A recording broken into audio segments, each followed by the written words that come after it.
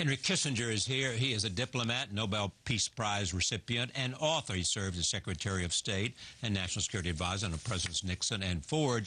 His new book is called World Order, Reflections on the Character of Nations and the Course of History. In it, he writes, Libya is in civil war. Fundamentalist armies are building a self-declared caliphate across Syria and Iraq. And Afghanistan's young democracy is on the verge of collapse. To these troubles are added a resurgence of tensions with Russia. And the relationship with China divided between pledges of cooperation and public recrimination. The concept of order that has underpinned the modern era is over. I am pleased to have Henry Kissinger back at this table. Welcome. It's good to see you. Good to be here. That started on a very positive note. But this idea of order has permeated your academic, public, post-public life. It has been this concept of that you seem to have be at the core of how you see the world.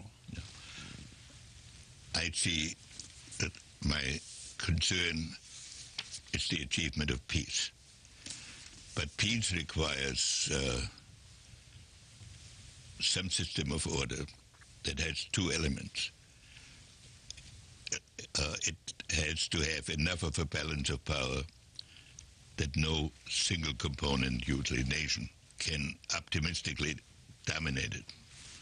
And it has to have some agreement on values which determine what is a just arrangement, because unless a system is accepted by most of its participants, there will be constant outbreaks of war. This is the concept of order that I've been interested in. And it doesn't mean order against idealism, because idealism is an essential component of it. But it does mean that power is also an essential component of it. But how far back do you look in terms of to see the creation of nation states and balancing of power between them? Well,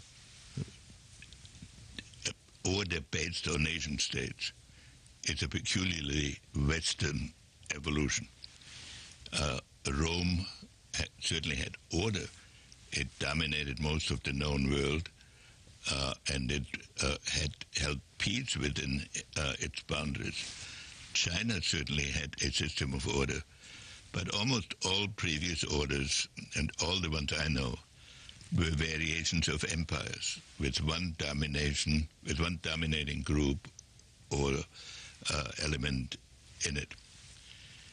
The special character of the West is that it divided itself into a series of nations in the 17th century, right, and then attempted to develop a concept of order based on balance of power and to some extent legitimacy. Sometimes the balance of power was the dominant element, sometimes the legitimacy in the sense that all nations agreed on the nature of just arrangement. But it's that system that broke down, and the Western system spread around the world in the 19th century as a result of Western imperialism. And the colonies, as they emerged as nation states. But the concept of order based on the nation state is a special Western invention. Why did you decide to write this book now? Actually, you described how it came out of a conversation with it's a problem that had preoccupied me. Right. The conversation was, I had actually thought of writing a book about key personalities in international affairs. And when I discussed that with a friend, he said, why write about the past? Write about the problem that most preoccupies you at the moment, and that has preoccupied you all your life, and see whether you can synthesize that. And that got me started. And it's been implicit in what I've been writing, as you say, but this is a way of summing it up. Is there a absence of order when you look around the world? At Are this we in moment, transition? this is one of the most chaotic periods that I know about, because every part of the world is, almost every part of the world is in the process of redefining itself.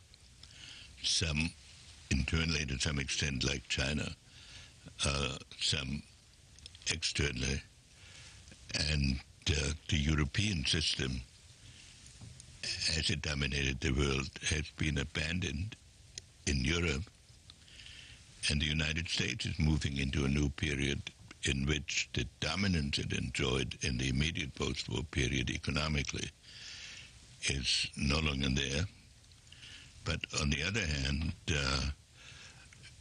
we are still the essential element in creating a new And new the most order. powerful single nation in the The world. most powerful single nation, and without our participation,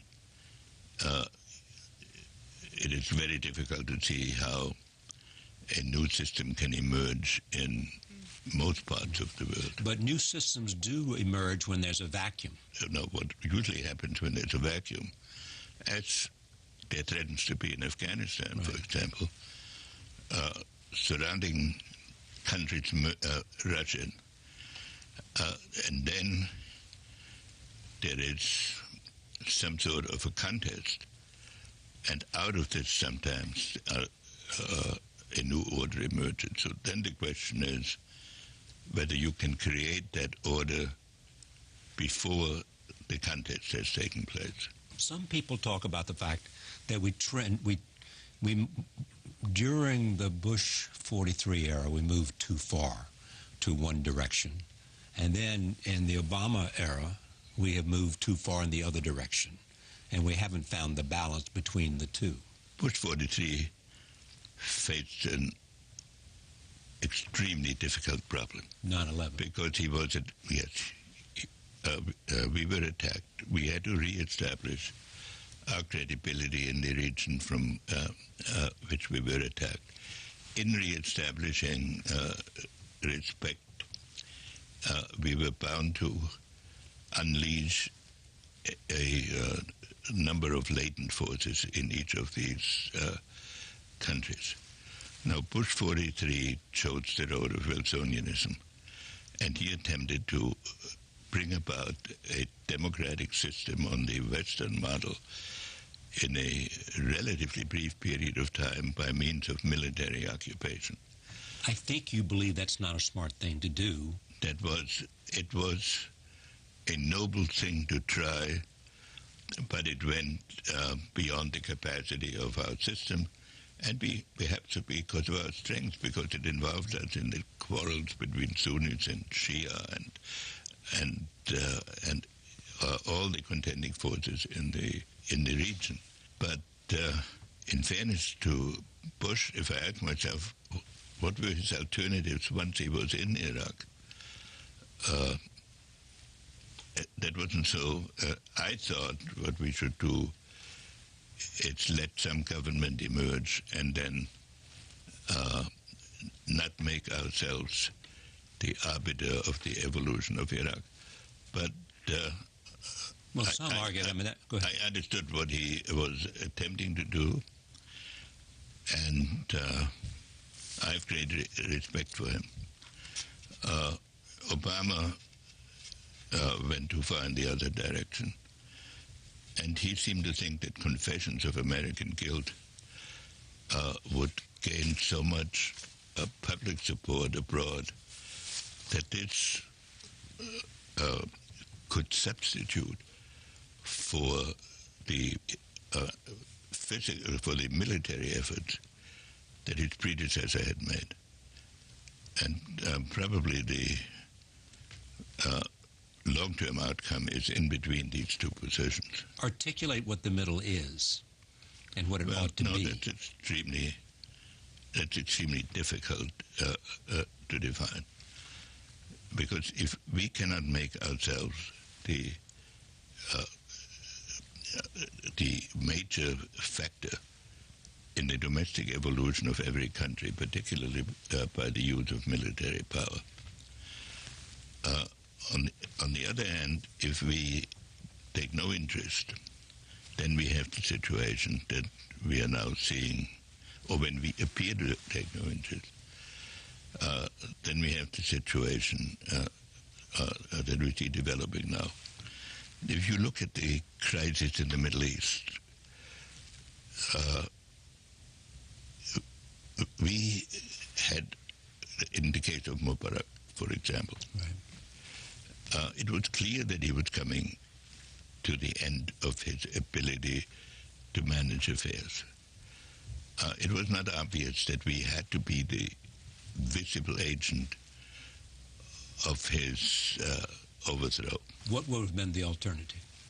A more gradual evolution towards which was proposed and which actually was embodied in one American concept, which was then abandoned under the pressure of events. But I am not saying that I am outlining a solution for every country in the world.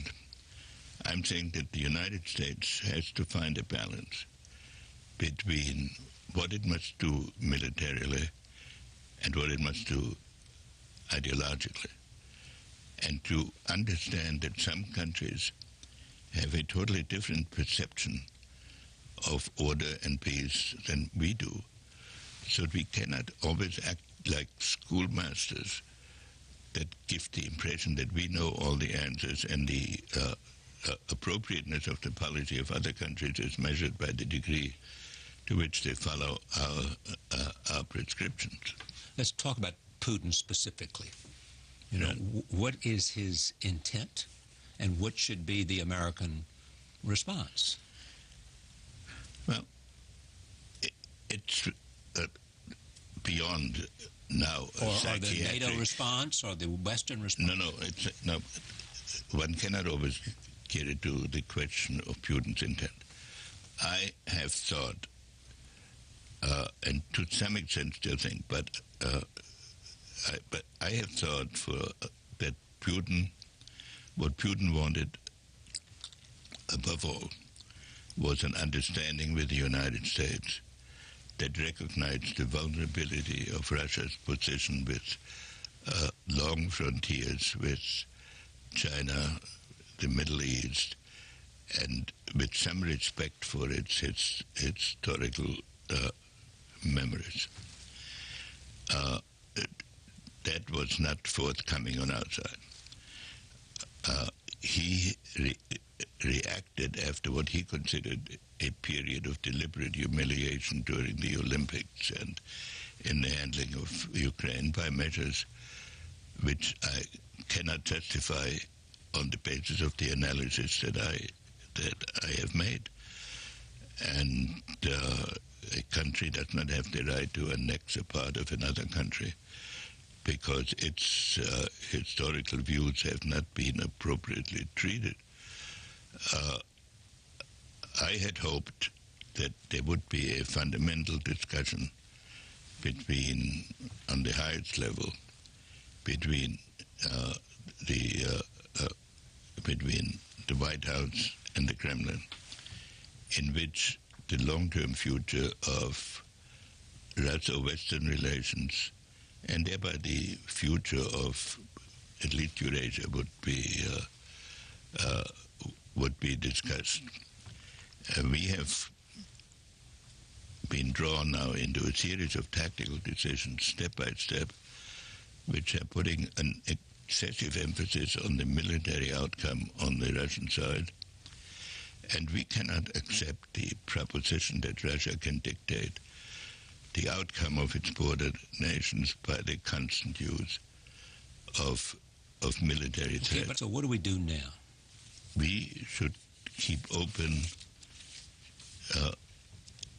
the possibility of a fundamental negotiation with Russia. But we should also make... When you say we? I'm talking about the United States. Okay. I mean, the Europeans have made it very clear that they will not run any risk of war. But at the same time, we should also make clear that a continuation of military operations may risk the fundamental relationship with the United States, and not just in a series of sanctions, but in what may be a prolonged period. And do you think putting that at risk will influence Putin? I think yes. And do you think sanctions will influence him? Not the way they're being conducted. But let's talk about this president and how you think he's perceived. And do you think that Putin is motivated by what he perceives to be a weak president? I think Putin is motivated by a perception that he cannot get through to this administration, and that we talk about, we keep offering solutions to a whole set of problems, and he's trying to talk about the overall situation.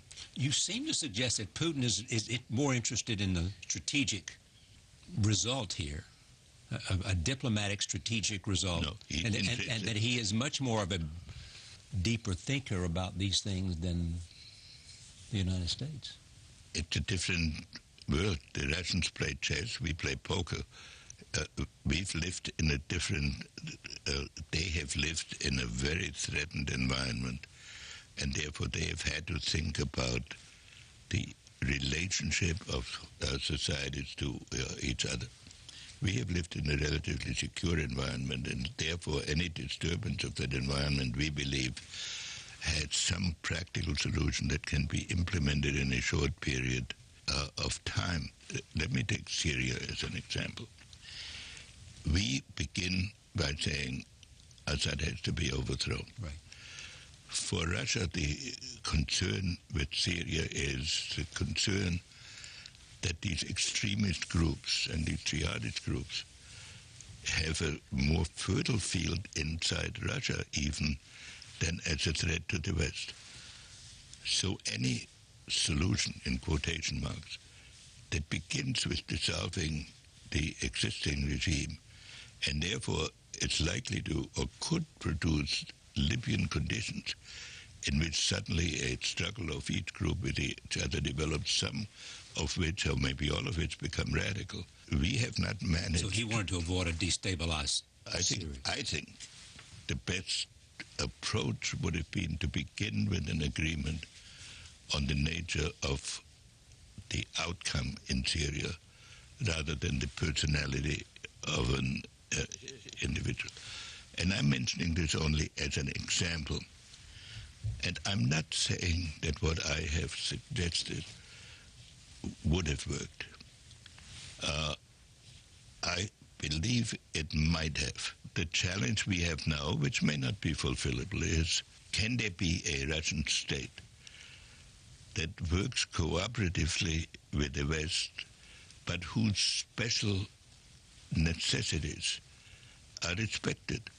And one of them is that Ukraine can never be a totally foreign country to Russians, because you have, after all, famous dissidents like Solzhenitsyn and Brodsky used to proclaim that Ukraine is a part of Russia. I think Ukraine should be an independent state within its existing borders that should be free to conduct its affairs internationally, but in which if possible, some of it should be based on cooperation between the West and Russia. Can that be done in any short-term negotiation? I don't know. Do you think it's acceptable to Putin? I think it is very late in the game, because he had succeeded beyond what could have been his expectations when this crisis started. I want to come to non-nation states and what the threat is to world order. Some people have written about this book, that is part history, part lecture, part memoir.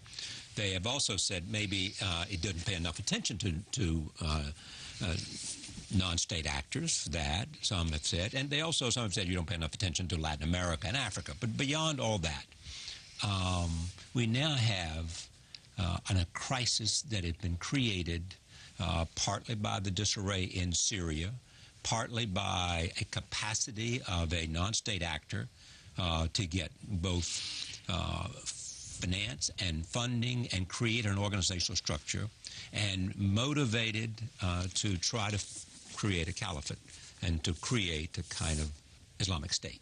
What has to be the response, and what is essential for the United States and Europe to say and do at this moment? Because that's what the president has on his plate right now, knowing that he has to do things he had wished he did not have to revisit. Well, about whether it adequately covers non-state actors here, it's a section discussing the collapse of the state, but yeah. I won't get into that issue. What we have in the Middle East now is a confluence of a series of revolutions that are partly overlapping and partly competitive. It's the revolution against state authority within the state, of which the uprising against Mubarak is an example. There is the conflict between brands of Islam, of which the Shia-Sunni conflict within the Iraqi state is an example. And there's a collapse of the state borders that were drawn in the 1920s by Britain and France as an expression of the European balance of power, which did not reflect the actual divisions and realities. So all of these issues are coming together. The administration attempted first withdrawal and then to rely on the secular democratic evolution most similar to that of the West, and therefore it took the position it took vis-a-vis Mubarak. It expected the same thing to happen in Libya, and it led to the demand for Assad's withdrawal, which then had as a practical consequence to accentuate all the internal issues in a country in which there is not one coherent national bloc.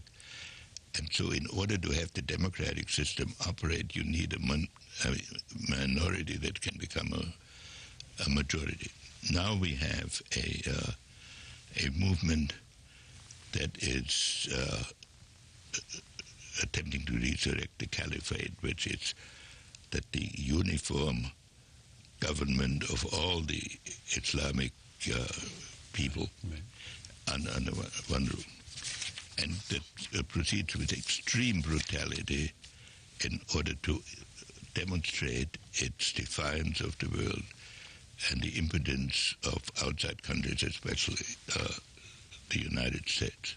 In this book, I mentioned that there are three levels of strategic understanding the United States needs. One, what actions does it seek to prevent, even if it has to do so unilaterally, because states threaten our perception of world order or world value. Secondly, what actions can we do only together with allies? And third, what action shouldn't we undertake at all? The ISIS issue reflects at least two of those. The first is when the throat of Americans is cut on international television and they're then decapitated, and these are innocent bystanders who were picked as victims. The United States fundamental values are insulted, and that must have some retaliation. And for that we do not need allies. That we can do on our own without necessarily solving the problem. With airstrikes. I would have thought with airstrikes, right, but not troops on the ground, as everybody seems to be. This is not a final solution of the ISIS problem. This is to retaliate for what happened. It's to teach ISIS that there is a heavy price to be paid by seeking to humiliate America and by assaulting. But isn't that what the president is doing? I think he's doing it. He's doing it not as retaliation. The president is doing it. He began to do it as a kind of to prevent ISIS from moving more closer to Baghdad, and he accompanied with more limitations. It is now merging in this direction. My impression is that in his speech the president will move very close to that position with a different rationale, because he finds it very difficult to express unilateral American action. The second is, how can one overcome ISIS? Right. And that required some strategic assessment, because it depends, for example, the route we have chosen is to strengthen the Baghdad government, to have the Baghdad government then appeal to the Sunnis and to speak of a united Iraq. But while we are arming the Kurds, the practical consequence is that they will move out of Iraq in a de facto way. And then if a Shia army is created, or a largely Shia army, and it goes into Sunni areas, this will present the problems that led to the crisis. But it's a strategy that makes sense, but it will take some time. If your military people tell you need boots on the ground, so to speak, in order... But not ours. But not ours. You got to find those boots somewhere. And we can survive. And you get them where you can find them, and clearly you got them from the Kurds, and you got them from the Iraqi army, you get them from some militia groups? The militia groups that we were trying to create in Syria, that we never quite managed to do, would find the most useful employment if they were used against ISIS. In Syria? In Syria, and maybe in whatever areas the Sunnis then decide among themselves to establish. In Syria, if the present borders are considered the permanent borders of the region, but at any rate for the immediate future, this would be the most useful employment or use of the moderate element. The Free Syrian Army. The Free Syrian Army. Whatever the moderate group is. Something like the Free Syrian Army, and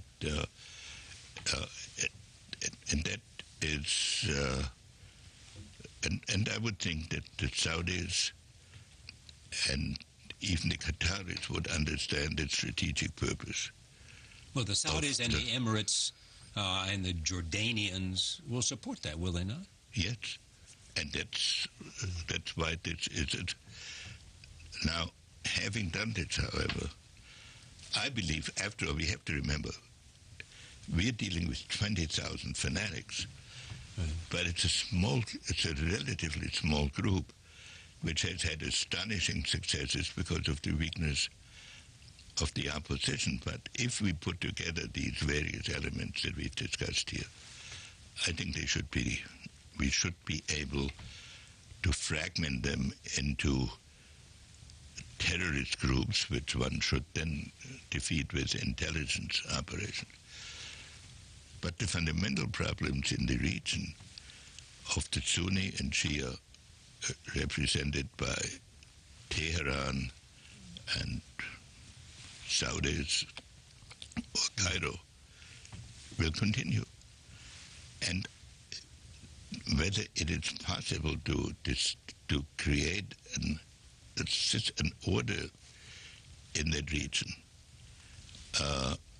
that will be the next challenge. ISIS alone, destroying ISIS, will not be the only issue, because at the end of November we will be facing the deadline for the nuclear negotiations of Iran, and that outcome will determine the relative position of many of the countries. And what do you think that outcome will be? It depends whether it represents a significant interruption of the Iranian nuclear program or a way to legitimize it with a little delay in it. Do you have any doubt? I would prefer a successful negotiation that leads to Iran joining the international system. But I don't see how that can be done unless there is a significant impairment of the nuclear military capability of Iran. And do you think the supreme leaders are prepared to accept that? I think that's what they're debating in Tehran right now. You have an interesting phrase about Iran. You say it's got to decide whether it wants to be a nation state or a movement. It has to decide whether it wants to be a nation state and fully participate in the community of nations, or it wants to be some theocratic Well, in its history, movement. Iran has been a nation state. Right. It's been a great empire, and it's been the leader of a jihadist movement. For the recent decades, it has tried to merge the empire and the jihadists. If they can decide to become a nation state, they can have a major impact in the consolidation. All right, we've talked about Russia, we've talked about the Middle East, and clearly the imperative of doing something about ISIS. Then China, before I leave you this evening. You believe that Xi Jinping has a clear sense of China's place that is different and has built on whatever's gone in the past. I mean, he seems to want China to be more aggressive. You don't think that's true? No. But you seem also to believe that China can be accommodated.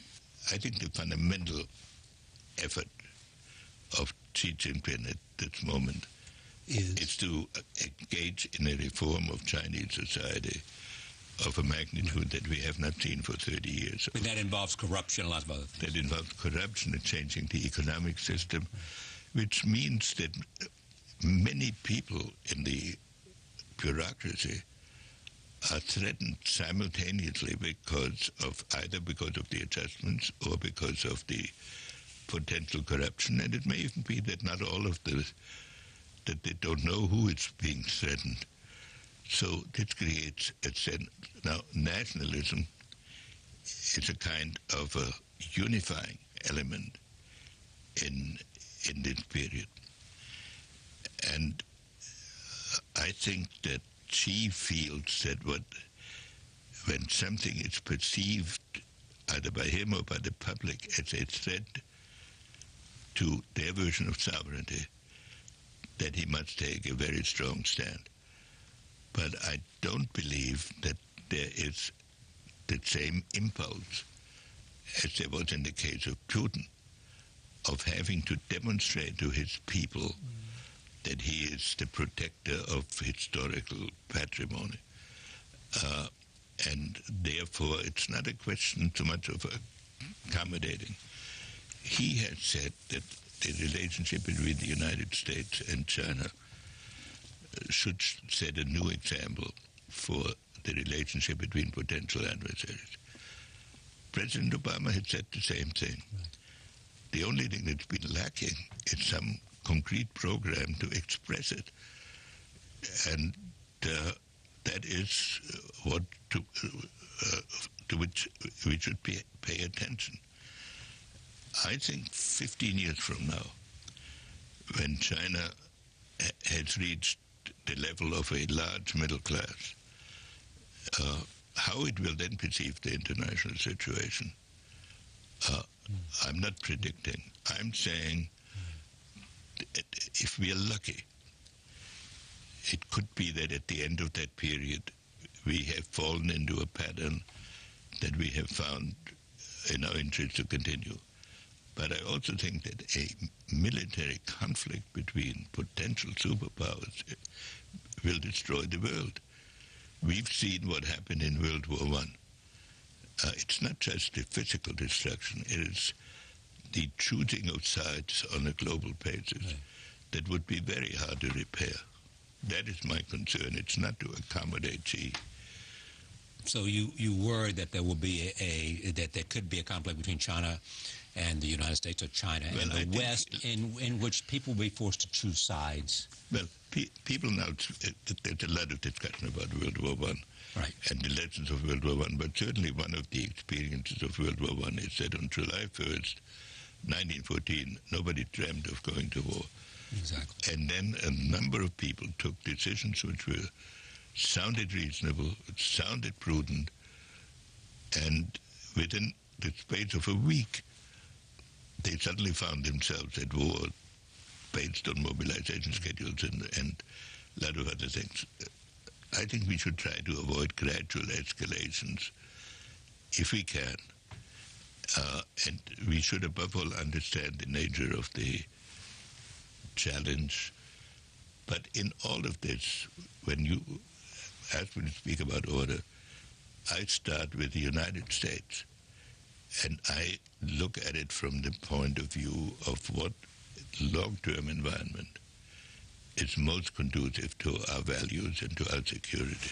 You also say that U.S. must find a medium point between overconfidence and introspection in dealing with the rest of the world. We have to learn as a society to think in historic terms, that we are part of a process. We are not part of a pragmatic solution that will then end history. In 1990, a book that was written that was called The End of History. Yes. It received a lot of attention at the time, and justifiably so. We won't see the end of history. We will be part of a process. What we are seeing around the world will continue to go along. We should be in a position, one, of protecting our security, and secondly, of an environment, of a world in which